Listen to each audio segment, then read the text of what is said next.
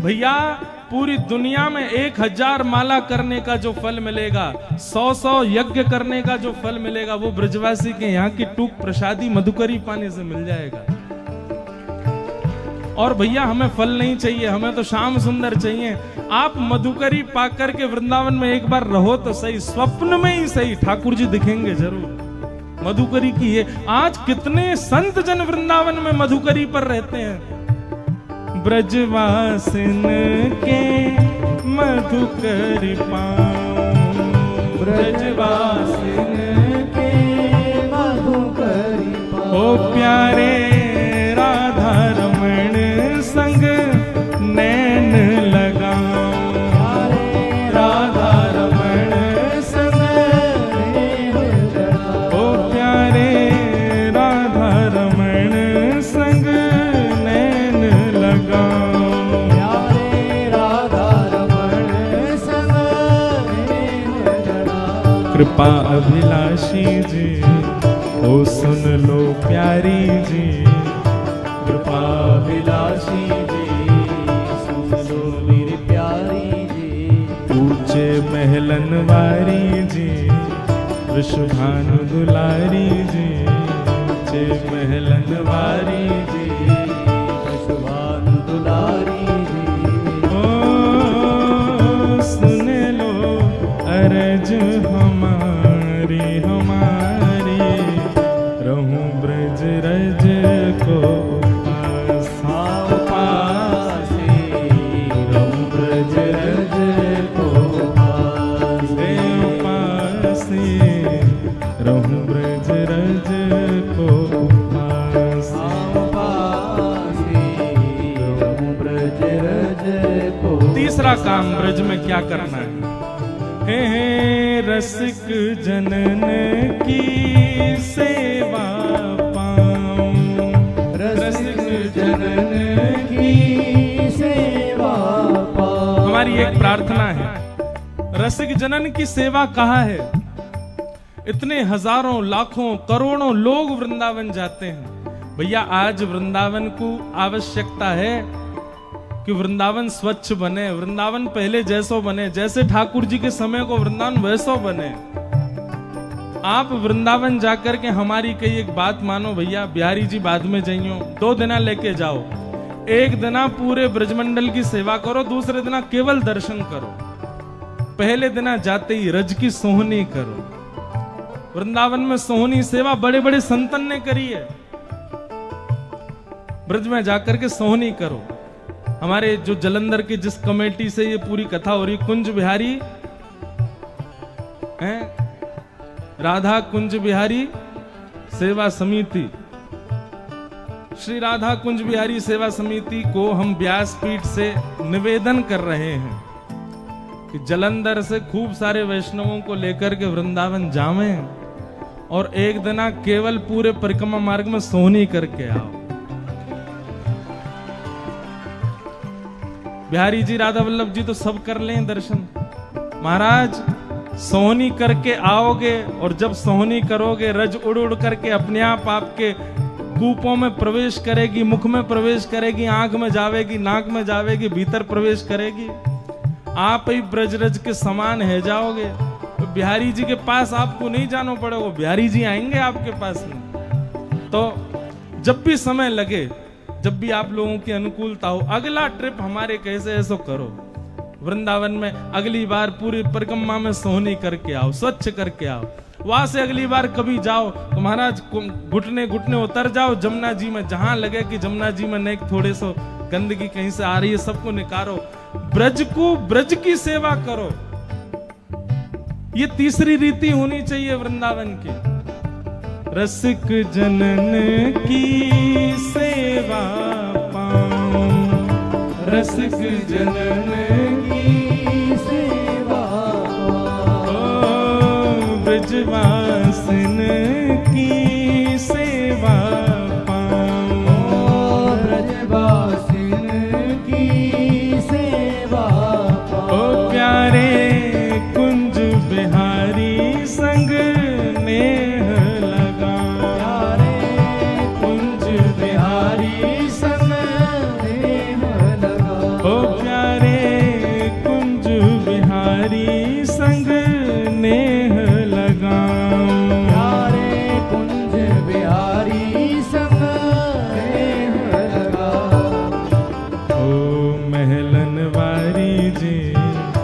वृषभानु दुलारी जी, महलन वारी जी, वृषभानु दुलारी जी, ओ अति सुकुमारी जी, ओ राधा प्यारी जी, अति सुकुमारी जी, श्री राधा प्यारी जी। ओ सुन लो अर्ज हमारी हमारी, रहूं ब्रज रज को पासी उपासी, रहूं ब्रज रज को पासी, उपासी, रहूं ब्रज रज को पासी। भाव से ओ राधिका रानी जी, वृषभानु दुलारी जी, राधिका रानी जी, वृषभानु दुलारी जी। ओ सुन लो अर्ज हमारी हमारी, रहूं ब्रज रज को पासी, रहूं ब्रज रज को पासी, रहूं ब्रज रज को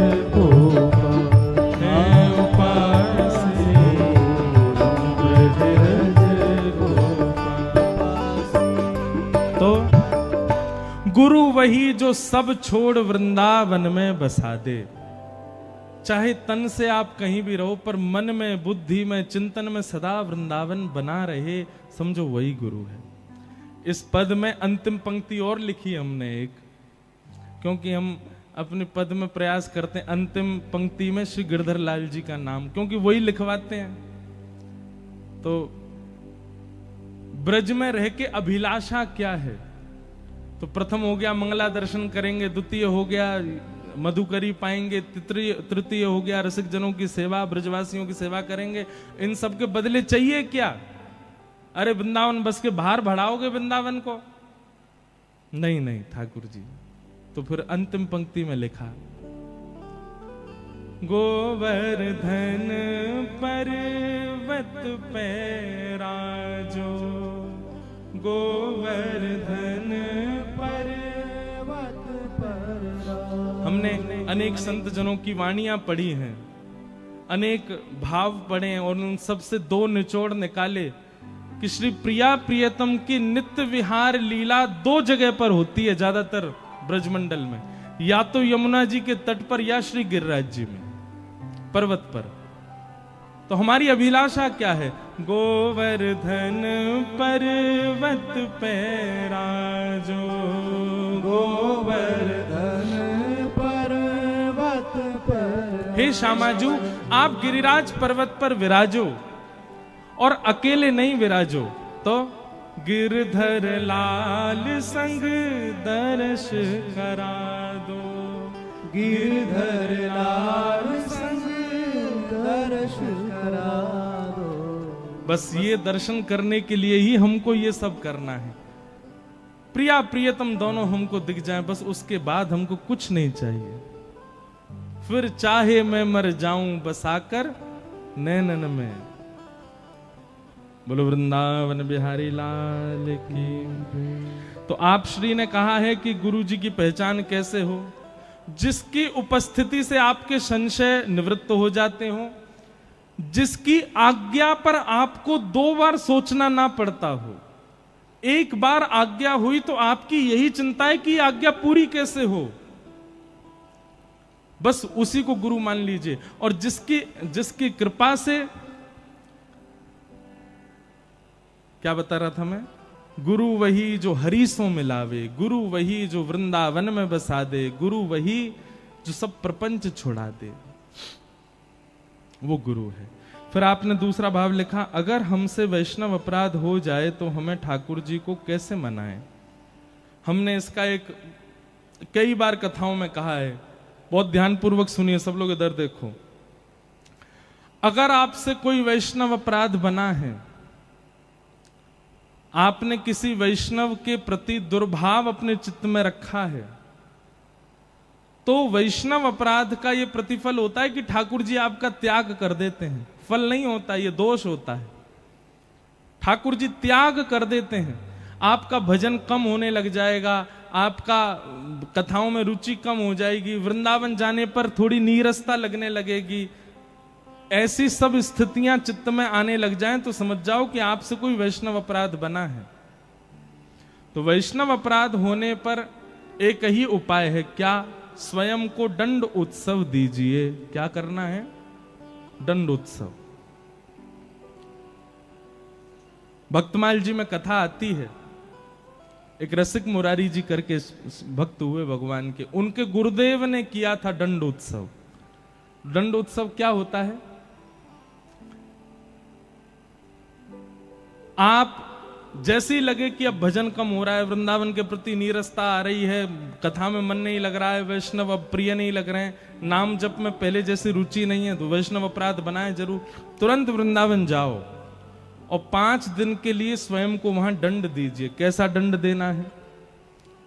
बोले सोहनी करो, रसिक जनों के सन्मुख बैठ करके सबको प्रणाम करो, आंखों के आगे दिखने वाला कोई भी व्यक्ति क्यों ना आ जाए उससे क्षमा मांगो। चाहे वो रिक्शा वाले भैया, भैया हमको क्षमा कर दो, टम्पो वाले भैया आ जाओ, उनसे बोलो क्षमा कर दो। अब कहां तक जाएं, अब तो बहुत अति हो जाएगी। नहीं तो महाराज वृंदावन का तो कीट पक्षी पतंगा कोई भी सामने आ जाओ उससे भी क्षमा मांगो, हमको क्षमा कर दो। 4 दिन तक अपने आप को दंड उत्सव दीजिए। ये दंड भी है और उत्सव भी है।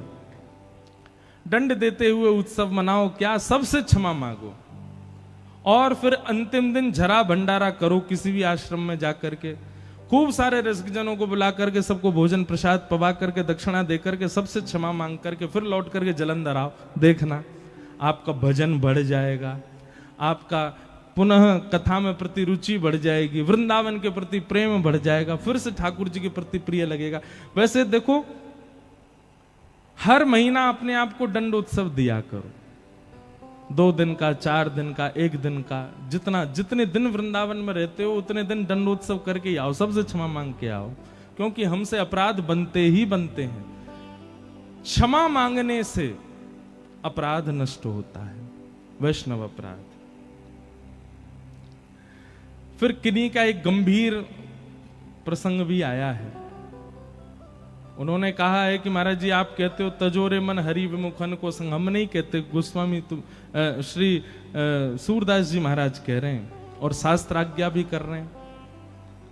फिर आपने कहा कि हमारे पिताजी ने धर्म परिवर्तन कर लिया है, भगवान को गालियां देते हैं, घर में दूसरे धर्म के ग्रंथों का पाठ करते हैं, दूसरे धर्मों का पाठ करते हैं, उनके इस आचरण से हम सबको असहनीयता होती है, उनका त्यागने का मन करता है, त्याग भी नहीं पा रहे, आप आज्ञा करो क्या करें।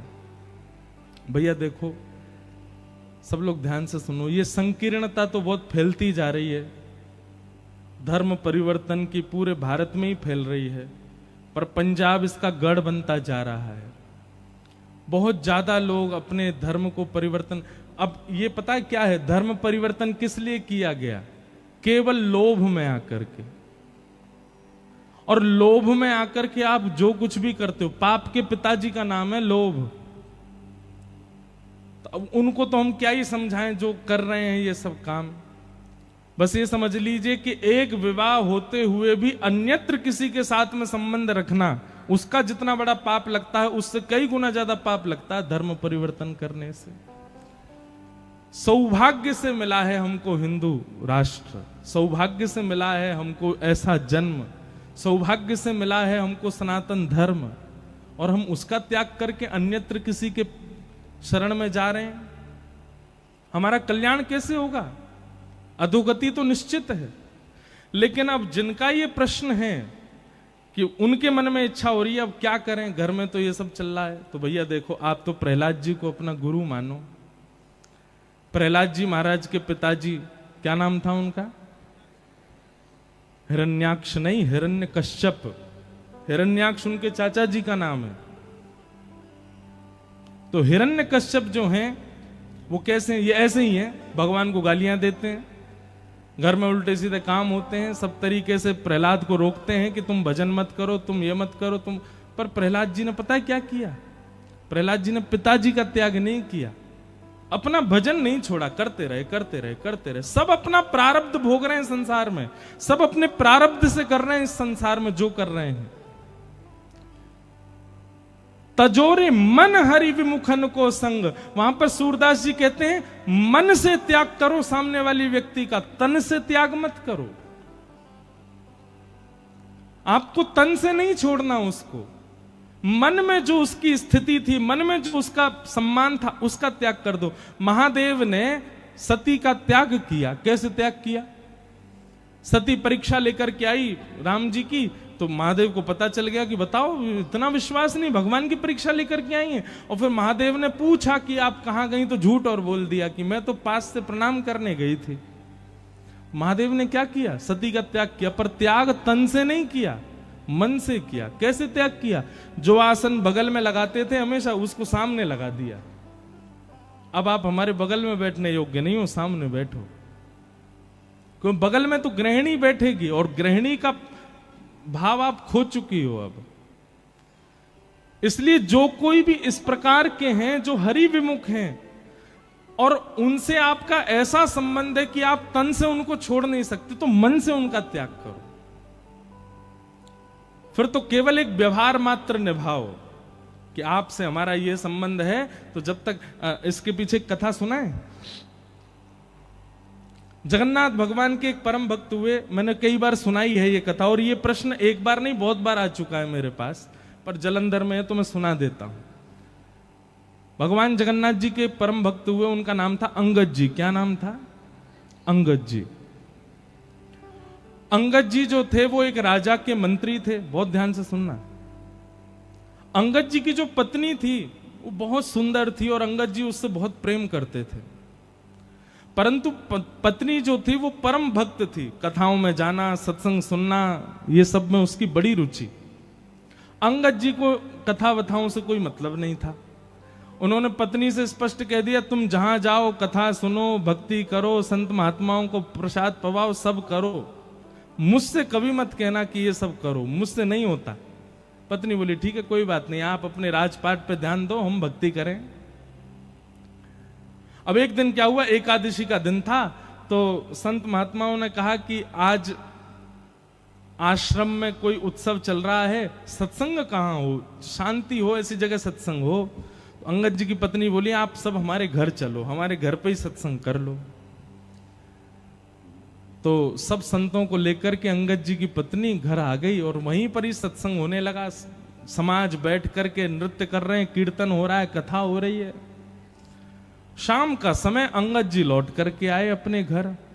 घर आकर के देखा तो महाराज उछल उछल करके जो है महामंत्र पर सब कीर्तन कर रहे हैं, और साधु महात्मा भी सब नृत्य कर रहे हैं, और वहां तो कीर्तन कथा चल रही है। अंगद जी महाराज तो क्रोधित हो गए, और भीतर जाकर के उन्होंने चिल्लाना शुरू किया, बंद करो ये सब नाटक, क्या कर रहे हो यहाँ पर? ये घर है, तुम्हारा आश्रम नहीं है, ये घर है, ये तुम लोगों का मठ मंदिर नहीं है जो यहाँ उछल उछल के कीर्तन करो, निकलो यहां से बाहर। अब वैष्णवों को अपने अपमान से इतना बुरा नहीं लगता, पर कथा कीर्तन का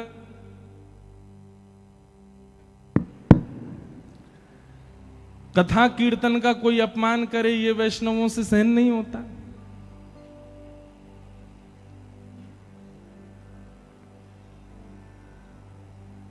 सब लोग चले गए। अंगद जी की पत्नी बिल्कुल नीची नजर किए, और महाराज लाल पड़ गया था चेहरा उसका।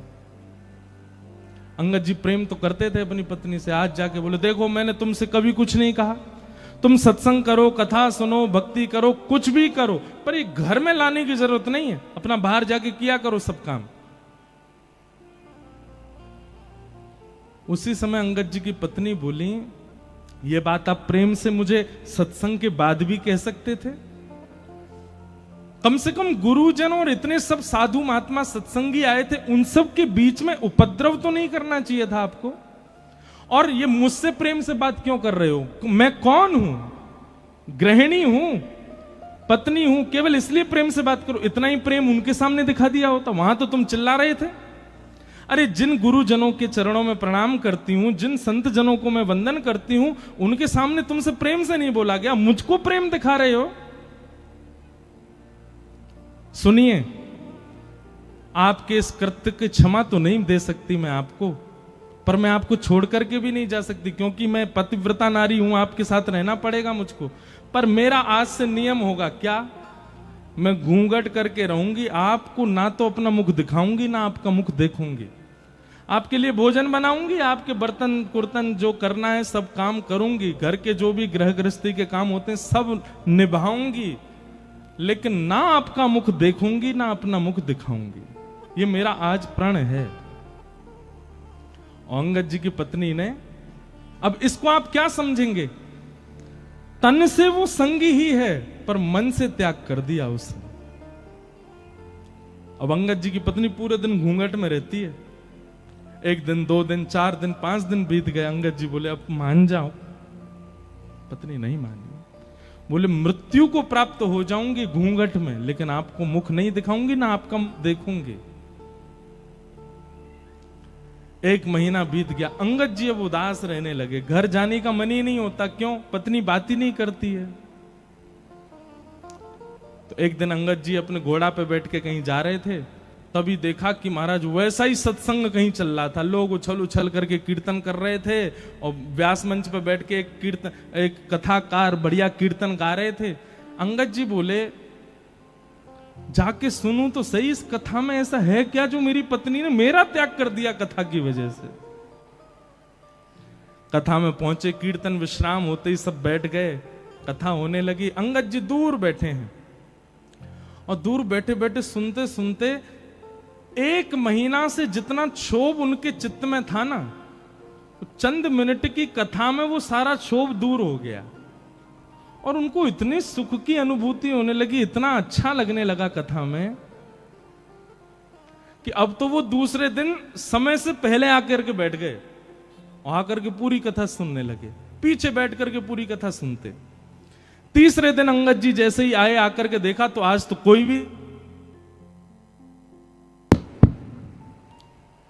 कोई भी नहीं आया।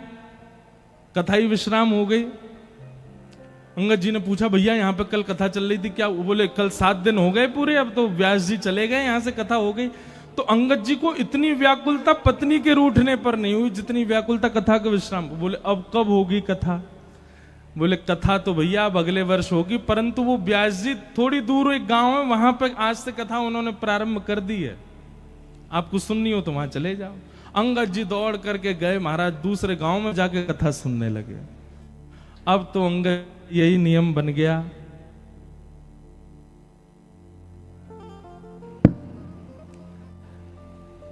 बोलो वृंदावन।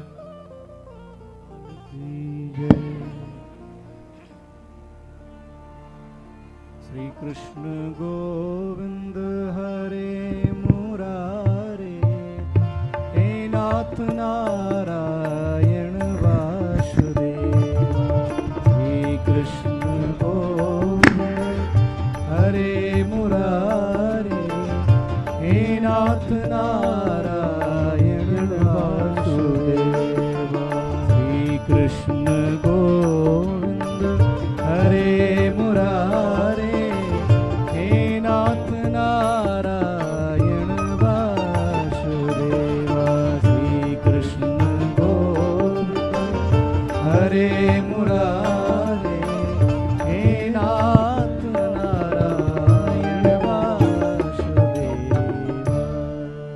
ठाकुर जी खेल रहे हैं, माइक बंद कर रहे हैं बार बार, पर या से ज्यादा ना खेल जाइयो लाला, नहीं तो हम ब्रजवासी दिखाई देंगे फिर।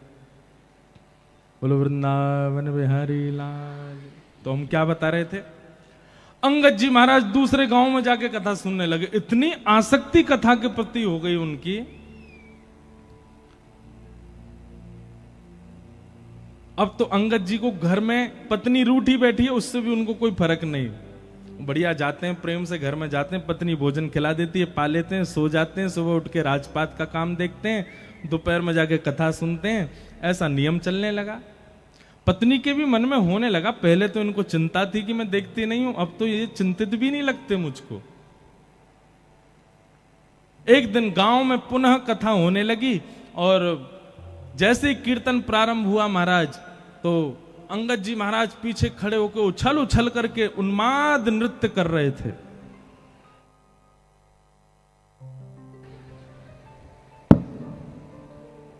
एक बात हम आपसे कहें, कीर्तन में कभी भी सोच समझ करके नृत्य मत करना। 4 आदमी उठा रहे हैं तब आप नृत्य करो, इससे बढ़िया मत करो। नृत्य कब करो? जब आप स्वयं को रोक नहीं पाओ, तब ही नृत्य करना। इस बात को हम प्रमाणित ऐसे कर सकते हैं, भगवान स्वयं कह रहे हैं, वाग गदगदा द्रवते यस्य चित्तम रुदत्त भिक्षणम हसति क्वचिच्च विलज्ज उद्गायत नृत्यते च मद भक्ति युक्तो भुवनम पुनातु। ठाकुर जी कहते हैं जो सोच समझ करके नृत्य कर रहा है, समझो वो आडंबर है, वो भी दंभ है। पर जिसके पांव रुक ना पाए, जिसके हाथ रुक ना पाए, जिसके नेत्र स्वयं को रोक ना पाए, जिसका मन स्वयं को रोक ना पाए, समझ जाना उसके चित्त में मैं ही खड़े होकर के नृत्य कर रहा हूं, तभी वो नृत्य कर रहा है। इसलिए कभी भी संकीर्तन कीर्तन भजन में सोच समझ के नृत्य नहीं। आप स्वयं को थोड़ी देर रोक के रखो, जब लगे कि अब रुका ही नहीं जा रहा तब नृत्य करो, तब समझना कि चित्त में श्याम सुंदरी नृत्य कर रहे हैं, और वो जो सुख होगा ना वो अद्भुत ही होगा। तो ऐसा उन्माद नृत्य कर रहे थे कि महाराज सारी श्रोताओं की दृष्टि चली गई। उसी सत्संग में सबसे आगे बैठी थी अंगद जी की पत्नी, उसको भी नहीं पता था कि पीछे वो हैं, और ना अंगद जी को पता था पत्नी बैठी। तो सब लोग देखने लगे, व्यास जी भी उन्हीं को देखने लगे। तो पत्नी ने कहा कि कौन नृत्य कर रहा है देखूं, तो पीछे देखा तो अंगद जी नाच रहे थे। पत्नी बोली ये मेरे पतिदेव ही हैं? बार बार अपनी आंख मीड़ करके देखे, बोले हाँ लग तो वही रहे। अब उसने अपना मुख छुपाया और कथा में वो पूरी दृष्टि उन पर ही रखी। तो देखिए महाराज, जैसे ही कथा हो भाव आवेश में आकर के रुदन करने लग जाएं, कभी हृदय पर हाथ रखें। पत्नी को लगा कहीं ऐसा तो नहीं मुझको रिझाने के लिए ऐसा कर रहे हैं। उसने कुछ दिन जांच पड़ताल की, किसी से बात की कि भैया ये वैष्णव तो बड़े आनंद, अरे महाराज इनकी तो पूछो मत, ये हर गांव में कथा सुनने जाते हैं और पिछले 1 वर्ष से कथा सुन रहे हैं। इनका तो भाव ही अलग है, इनका तो भाव ही विलक्षण है। पत्नी समझ गई, बोले कि अब अंगद जी पुराने वाले नहीं हैं। आज घर पर जैसे ही गए तो पत्नी उघारे मुख से खड़ी थी, घूंघट उठा के। अंगद जी जैसे ही घर पहुंचे तो देवी मैं आ गया हूं, घूंघट कर लो।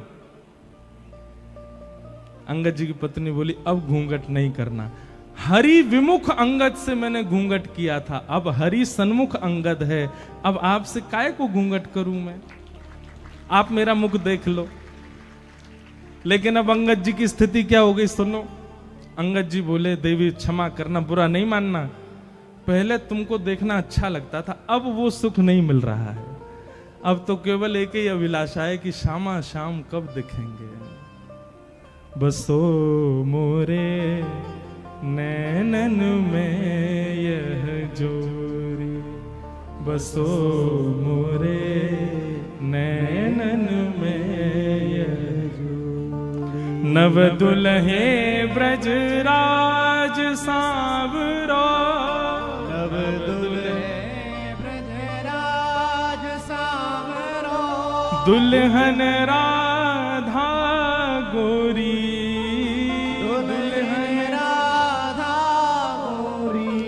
बसो मोरे नैनन में यह जोरी, बसो मोरे नैनन में यह जोरी। तो जिनका भी ये प्रश्न था कि हमारे पिताजी ऐसे हो गए, हम क्या करें, जैसे अंगद जी की पत्नी ने मन से त्याग किया वैसे त्याग करो। भगवान की कृपा हो गई, अगर सुधर जाएं तो अच्छी बात है, और नहीं सुधरें तो फिर कोई दिक्कत नहीं। सब अपना प्रारब्ध भोग रहे हैं संसार में। आप केवल 1 बार 2 बार प्रार्थना कर सकते हो, आप पीछे नहीं पड़े रह सकते किसी व्यक्ति के कि वो सुधर जाए। हम आपसे फिर प्रार्थना करते हैं, जो माता पिता बालकों के पीछे पड़े रहते हैं, भक्ति करो, भजन करो, मंदिर जाओ, कथा, काहे को पीछे पड़ रहे हो? उसके प्रारब्ध में भक्ति भाव होगा तो वो करेगा, नहीं कर रहा है तो फिर कोई बात नहीं, आप एक आध बार प्रयास करो, उसके बाद वो ना करे तो पीछे मत पड़े रहिए उसके। तो इस प्रकार ये सब प्रश्न आए हैं आज। फिर एक किन्हीं का ये भाव आया है कि वे कथा सुनने जम्मू से यहाँ 7 दिन के लिए जलंधर आए हैं। उनका भाव है कि महाराज जी कभी जम्मू भी कथा करने आओ, वैष्णो देवी मैया से कृपा करो, प्रार्थना करो कि वो हमको बुलावें, तो जल्दी जम्मू भी कथा सुनाने के लिए आएंगे। बोलो भक्तवत्सल भगवान की। तो आइए अब कथा प्रसंग थोड़ा सा श्रवण करें। सब कथा प्रसंग ही है। ये सब भाव भी जो हम बता रहे हैं प्रश्नों के, ये भी सब कथाओं से ही हैं। सौनकादि ऋषि बैठे हैं सामने और सूत जी महाराज से उन्होंने 6 प्रश्न किए। 6 प्रश्न कौन कौन से हैं? बहुत ध्यान से सुनिएगा। इन्हीं 6 प्रश्नों में 7 दिन की कथा होती है। सबसे पहला प्रश्न, किम श्रेय? दूसरा, शास्त्र सारः क? तीसरा, स्व अवतार प्रयोजनम? चौथा, किम कर्म? पांचवा, के अवतारश्च? और छठवा, धर्म कम शरणम गतः। ये 6 प्रश्न हैं। सबसे पहला प्रश्न क्या है कि भगवान के अवतार का श्रेय किसको जाता है, क्रेडिट किसको जाता है, भक्तों को कि राक्षसों को? ठाकुर जी किसके लिए आते हैं पृथ्वी पर? भक्तों के लिए आते हैं कि राक्षसों के लिए आते हैं? सबसे पहला प्रश्न। दूसरा, शास्त्र सारः क? हमारे इतने सारे शास्त्र हैं हिंदू वैदिक सनातन धर्म में, इन सब का सार क्या है? तीसरी बात, स्व अवतार प्रयोजनम? भगवान के अवतार का प्रयोजन क्या है? भगवान कभी राम बन के आते, कभी कृष्ण बन के आते, कभी परशुराम बन के आते, ये बात तो समझ में आती कि इंसान जैसे बन के आए। कभी कभी भगवान कछुआ बने आए, कभी भगवान मत्स्य बने आए, कभी नरसिंह बने आए, कभी बराह बने आए। ये रूप क्यों? जब भगवान एक ही है और समस्त भगवानों में एक समान शक्ति है, तो फिर रूप क्यों बदलते हैं भगवान? एक ही रूप में सारे अवतार क्यों धारण नहीं करते? रूप क्यों बदलते हैं बार बार? स्व अवतार प्रयोजनम। और उसके बाद किम कर्म? भगवान का कर्म क्या है? भगवान करते क्या हैं? हमने तो सुना है कि कर्म की उन पर कोई गति नहीं होती, तो फिर भगवान करते क्या है? किम कर्म। और फिर अगला प्रश्न, के अवतारश्च? अवतार कितने हैं भगवान के? तो कोई 10 बताता, कोई 24 बताता। और अंतिम प्रश्न क्या है? ठाकुर जी के स्वधाम जाने के बाद धर्म कम शरणम गतः? धर्म किसकी शरण में है? जिस धर्म को स्थापित भगवान ने कर दिया, उस भगवान के जाने के बाद धर्म किसकी शरण में गया? ये 6 प्रश्न है। समझ में आए? 6 प्रश्न आए तो कोई के नहीं है, फिर भी सुन लो। पहला प्रश्न, भगवान के अवतार का श्रेय किसको जाता है? किसके लिए आते हैं भगवान? राक्षसों के लिए?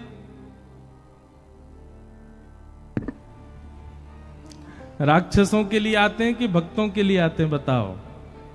हैं? वो तो हमको पता है, जबरदस्ती बहती गंगा में हाथ तो सब धो ही दोगे। प्रमाणित करो कि भक्तों के लिए आते हैं, राक्षसों के लिए। और अगर भक्तों के लिए आते हैं तो फिर क्यों रावण को मारा? भक्तों के लिए आते हैं तो क्यों पहले प्रहलाद पर कृपा ना करके पहले हिरण्यकश्यप को मारा? देखो, ठाकुर जी आते तो भक्तों के लिए ही हैं, पर उस भक्त का इतना स्मरण किया जा चुका होता है राक्षसों के द्वारा, उस भक्त के भले ही कुभाव से ही सही, उस भक्त की इतनी सेवा की जा चुकी होती है राक्षस के द्वारा, नित्य दर्शन। अरे भाई, वैष्णव दर्शन ही तो बहुत बड़ा लाभ है। अब भले ही हिरण्यकश्यप द्वेष बुद्धि से करता था, पर करता तो था प्रहलाद के दर्शन।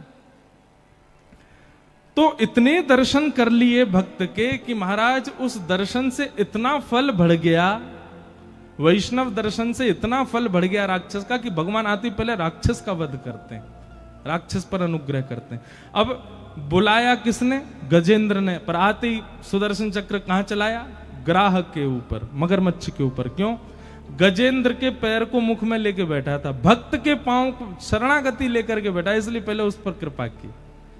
तो आते तो ठाकुर जी वैष्णव भक्तों के लिए हैं, पर उन वैष्णव भक्तों को प्रताड़ित करने वाले ये राक्षस इतना वैष्णव संग कर चुके हैं कि इन पर कृपा हो जाती है और ठाकुर जी पहले इनका उद्धार कर देते हैं। तो ठाकुर जी किसके लिए आते हैं? वैष्णवों के लिए, भक्तों के लिए आते हैं। फिर दूसरा प्रश्न क्या है? शास्त्र सारह क। बहुत ध्यान से सुनिएगा, ये प्रश्न आप लोगों से कई लोग पूछ सकते हैं, कई विधर्मी पूछ सकते हैं, इसका उत्तर आपके पास होना चाहिए। हमारे हिंदू वैदिक सनातन धर्म में इतने सारे शास्त्र हैं, इनका सार क्या है? एक बात आप ध्यान पूर्वक सुनिए। वेदव्यास जी महाराज ने 4 वेद लिखे, 17 उपपुराण लिखे, 18 उपपुराण लिखे, 18 महापुराण लिखे। परंतु श्री वेदव्यास जी महाराज ने श्रीमद् भागवत जी की कृति में एकादश स्कंद में इस बात को स्पष्ट कर दिया, हमने जितने भी ग्रंथ लिखे हैं, हमने जितने भी शास्त्र लिखे हैं, जितने भी पुराण लिखे हैं, उन सबका सार यदि आपको लेना हो तो श्रीमद् भागवत जी की शरण में जाओ। सारम सारम समद्वितम। अगर आप भागवत जी के भाव सुनते हो तो आपने 4 वेद, 18 उपपुराण, 18 महापुराण सबको सुन लिया। भागवत जी प्रमाणित ग्रंथ हैं। एक प्रकार से यह कह दिया जाए, कोई महामंत्री है, कोई सेनापति है, कोई सेनापति है, कोई सैनिक है, श्रीमद् भागवत जी तो राज सिंहासन पर बैठे राजा हैं।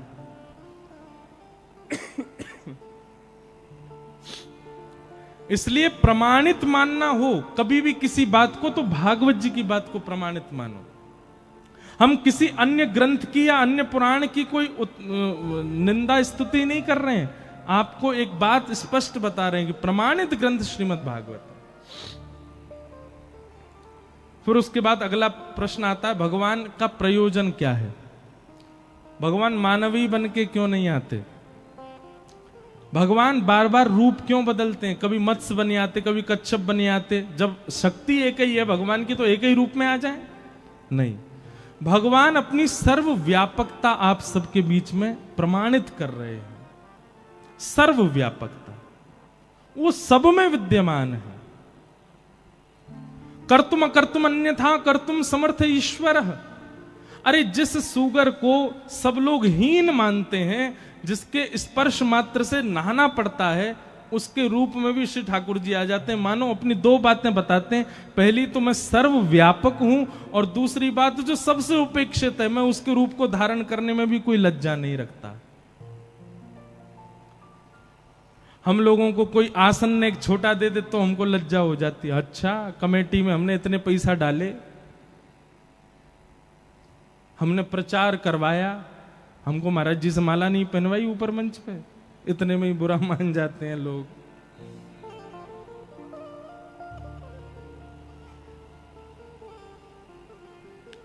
तो ठाकुर जी अपनी सर्वव्यापकता बताते हैं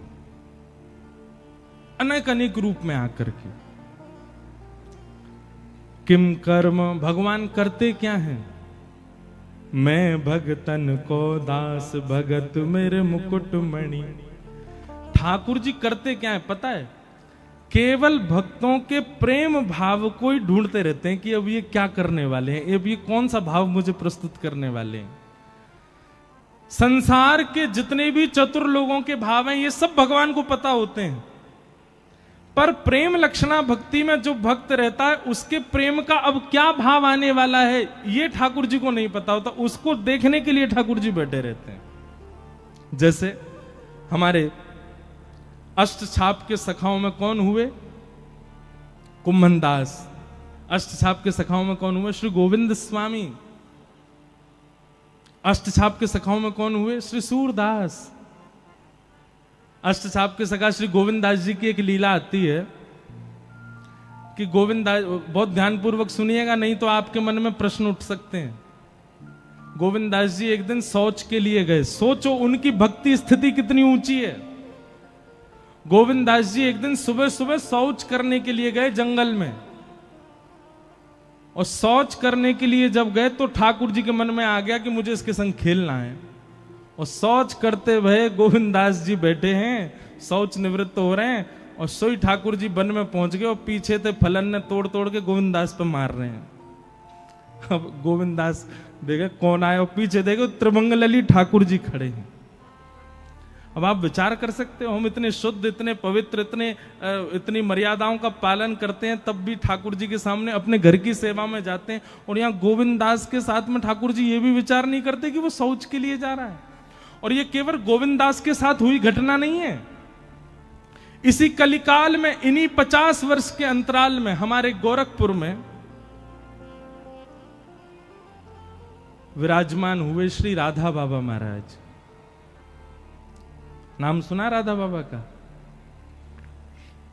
राधा बाबा महाराज की ऐसी अद्भुतता, वे अपने संपूर्ण जीवन काल में कभी वृंदावन नहीं आए, पर उन्होंने वृंदावन के लिए एक ग्रंथ लिखा, एक छोटी सी पुस्तक लिखी, उसका नाम है केली कुंज। और केली कुंज में बाबा ने एक एक बात लिख दी। केसी घाट से बिहारी जी कितने दूर हैं, बिहारी जी से राधा वल्लभ जी की दूरी कितनी है, बीच में कैसे कैसे चौराहे आते हैं, कहां पर कैसे कहां पर भगवान की गौचारण लीला हुई है, कहां पर अक्रूर घाट है, अटल वन कहां पर है, ये सब केली कुंज में महाराज जी ने लिखा है। उनसे किसी ने पूछा, बाबा आप कभी वृंदावन तो गए नहीं, तो वृंदावन को पूरा भाव कहां ते आगो? बोले मैं वृंदावन ना गयो, वृंदावन मुंह में ही रहे, मेरे चित्त में ही रहे। तो किसी ने कहा बाबा आप तन से भी एक बार वृंदावन जाओ, तो वे कहते बोले अगर मैं तन से वृंदावन गयो तो फिर वापस कभी आ नहीं पाऊंगा, या हमारे मैं जाऊं ना हूं। ऐसे राधा बाबा महाराज गोरखपुर में विराजते थे। तो उनकी लीला में एक बात आती है कि वे सुबह सुबह जब शौच के लिए जाते थे, सुबह 4:30-5 बजे, एक माताजी, बूढ़ी माताजी उनके पीछा करती थी। और जब वे शौच के लिए दूर वन में बैठे होते तो वो माताजी एक झाड़ी के पीछे बैठ के बाबा को देखती थी।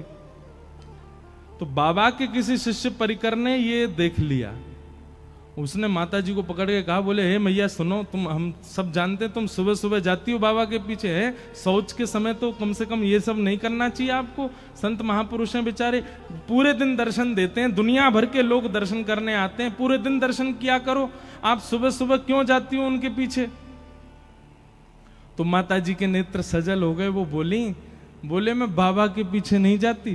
तो बोले बाबा जब सुबह सुबह शौच के लिए जाते हैं ना, तब इनके पीछे नन्हों से सांवरों सलोनों से एक बालक जावे, और वो बाबा के सामने ही बैठो रहे।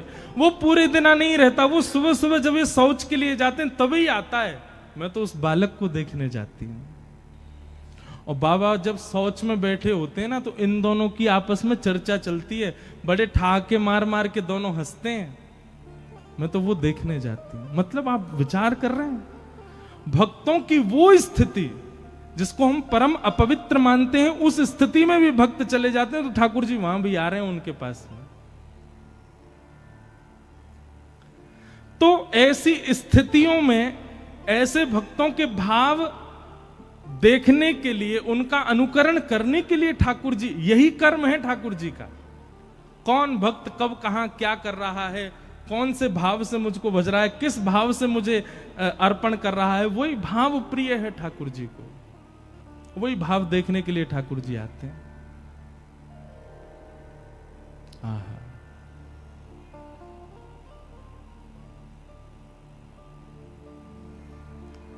किम कर्म के अवतारश्च, भगवान के अवतार कितने हैं। भागवत जी में इसका भी प्रमाण है कि भगवान के अवतार असंख्य हैं, पर कुछ पढ़ने सुनने जानने के लिए दशावतार और 24 अवतार अंश और कला अवतारों के रूप में ये बताए गए हैं। बाकी भगवान के अवतार अनेक हैं। अभी मैं और आप जलंधर में बैठ के कथा सुनने, ठाकुर जी का इस समय भी कहीं ना कहीं कोई ना कोई अवतार हुआ होगा। ठाकुर जी कहीं ना कहीं कोई लीला कर रहे होंगे। और धर्म कम शरणम गतः। अंतिम प्रश्न, भगवान के जाने के बाद धर्म किसकी शरण में गया?